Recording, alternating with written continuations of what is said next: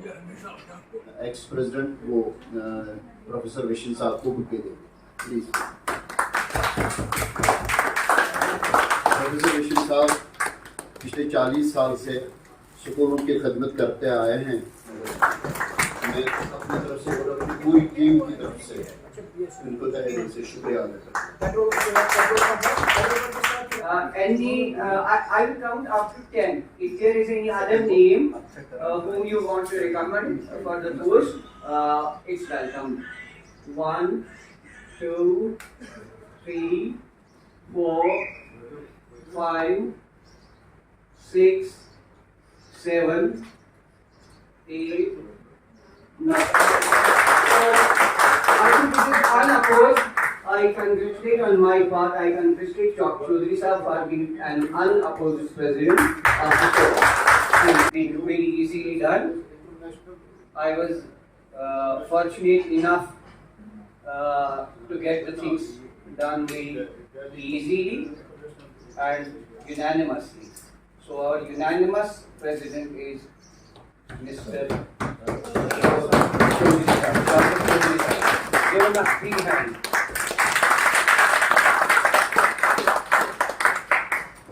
New incumbent, Janab Chaudhary Sahab.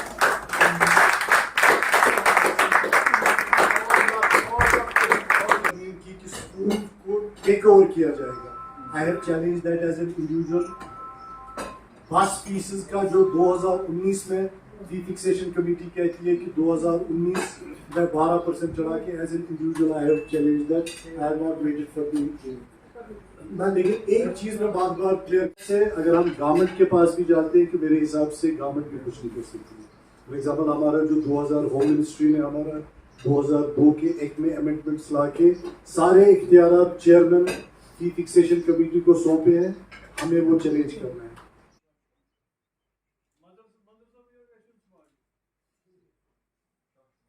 जैसे आपने सुना, ये हमारी अनएडेड जेके प्राइवेट स्कूल कोऑर्डिनेशन कमेटी जो एसोसिएशन है, ये इसका नाम है, और इसमें 482 मेंबर हैं हमारे, जिसमें बड़े स्कूल भी हैं और छोटे स्कूल भी हैं, बजट स्कूल भी हैं। मेरी एक टर्म ख़त्म हो चुकी थी।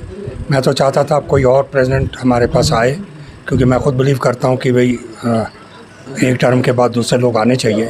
लेकिन अभी आपने मेरे जो हमारे साथी थे, उन्होंने मेरे पे एतमाद किया और बोला नहीं जी, इस वक्त जो हालात हैं स्कूल में, इसलिए आप आएँ और हमारे रहबरी करें।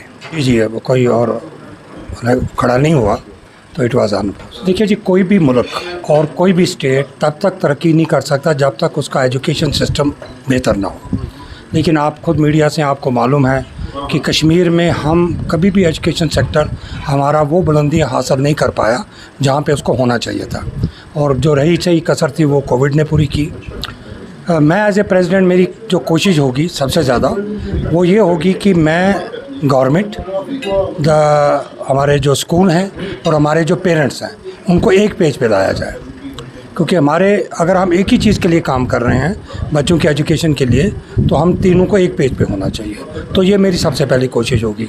दूसरा, आपने देखा कि हमारे बहुत सारे स्कूल जो बजट स्कूल हैं, छोटे स्कूल हैं, उनके लिए आज हालात इतने मुश्किल हो गए हैं कि उनके लिए स्कूल चलाना मुश्किल है। तो उसके लिए मेरा कोशिश होगी कि गवर्नमेंट से हम जाके उनके लिए करें कि देखिए एनओसीज़ लेनी है।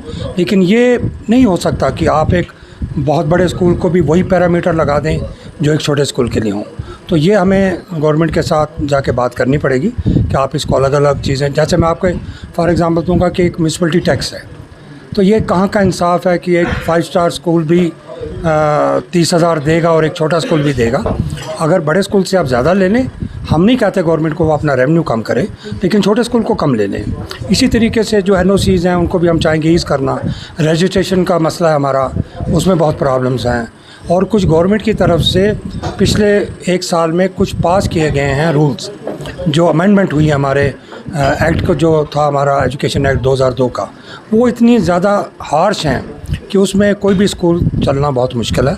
तो उसके लिए भी हमारी वो हालांकि कोर्ट में चैलेंज हुआ है, लेकिन मैं चाहूँगा कि हम गवर्नमेंट से मिलके एक रास्ता निकालें ताकि स्कूल भी चलें और अच्छे तरीके से। नहीं देखिए, जो नई पॉलिसी आई है ना, जो वो तो अच्छी है, वो उस पॉलिसी को हम बुरा नहीं कह सकते, लेकिन उसमें उन्होंने कहा है कि जी जो स्टेट हैं वो अपने तौर पे कुछ अमेंडमेंट कर सकते हैं। तो उसमें कुछ मैंने जैसे कहा कि हमारी एक्ट में अमेंडमेंट हो गई है। पॉलिसी जो गवर्नमेंट ला रही है, जो सेंट्रल गवर्नमेंट से new education policy, that is very good for the students और स्कूलों के लिए भी अच्छी है, क्योंकि देखिए मेन बेहतर हमारा होता है कि स्टैंडर्ड ऊंचा किया जाए। तो उस तरीके से अगर हम उस पॉलिसी पे चलेंगे तो हमारे सारे स्कूल तरक्की करेंगे और कामयाब होंगे। लेकिन जो उसमें अमेंडमेंट्स हमारे रूल्स, जो एजुकेशन एक्ट जो हमारा स्टेट का है, उसमें जो अमेंडमेंट की गई हैं वो हम समझते हैं कि वो नहीं होनी चाहिए थी। वो बहुत हार्श हैं स्कूल के लिए। उस हिसाब से उनको ईज़ करवाना ज़रूरी है। एनओसी को ईज़ करवाना है, रजिस्ट्रेशन को। अभी देखिए, आप देखिए कि लोगों ने अपनी फाइल्स भरी हैं रजिस्ट्रेशन के लिए बोर्ड में, 2-2 साल हो गए हैं, उस पे फाइल पे कोई काम नहीं हो रहा है, और 2 साल के लिए हमारी एनओसीज़ होती हैं, तो तीसरे साल में जाके फिर उसको नया प्रोसेस करना है एनओसीज़ को लेने का। तो ये हमारी कोशिश होगी कि अगर लोग, हम तो कहते हैं कि आज सिंगल विंडो का ज़माना है, तो फिर ऐसा क्यों है कि 2 साल 3 साल तक लोगों की फ़ाइल रजिस्ट्रेशन की उस पर होती नहीं है, काम नहीं होता। में जो है एक काफ़ी ज़्यादा मेरे बहस रहा है फलाई आम कई स्कूल सब उनको बंद करने का फैसला किया गया है। तो किस तरह से आप देखिए, स्कूल जो जिसको मदरसा कहते हैं, स्कूल कहते हैं, या जो भी नाम दें, ये एक पढ़ाई, बच्चों के पढ़ाई का एक घर होता है। ये इसमें अगर हम कहें कि ये फलाई आम है या दूसरी चीज़ है, मुझे लगता है कि ठीक है, गवर्नमेंट की कुछ चीज़ें ऐसी ऑब्जेक्शनेबल हो सकती हैं, लेकिन उनको बंद करना गलत है। अगर बच्चे वहाँ पढ़ रहे हैं तो गवर्नमेंट उसको देखे कि किस तरीके से उसकी अमेंडमेंट हो सकती है, लेकिन बंद नहीं होनी चाहिए, ताकि वो बच्चे हैं, अब वो बच्चे किसी जगह पर हैं, वहाँ गवर्नमेंट स्कूल पास नहीं है, तो वो बच्चों की पढ़ाई गलत नहीं होनी चाहिए। इसलिए हमारी गवर्नमेंट से रिक्वेस्ट होगी कि आप अपने नार पूरे करें, लेकिन स्कूलों को बंद ना करें।